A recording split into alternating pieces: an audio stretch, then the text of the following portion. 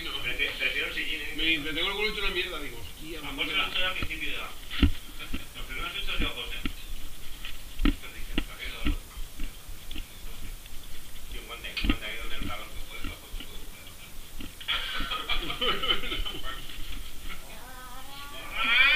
¿Dónde está la cosa? El café valiente. ¿Eh? ¿Café valiente o no?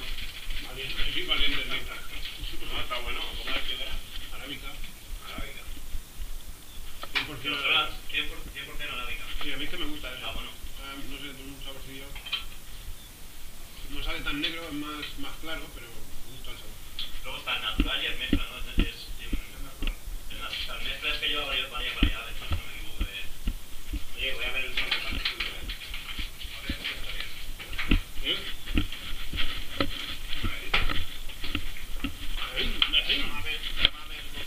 Mira aquí!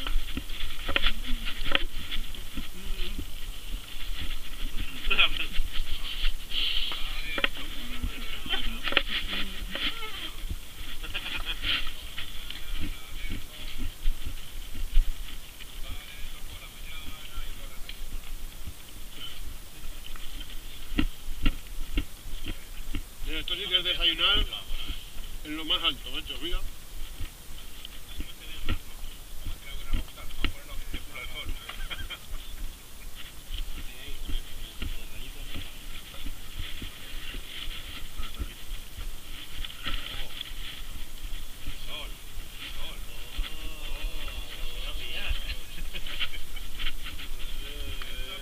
¡Super caco!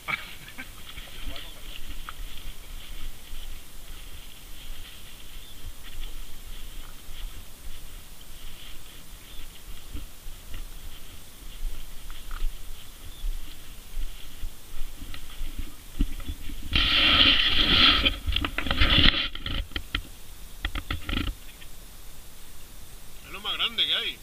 Esto es lo más grande. Eso. Lo más grande.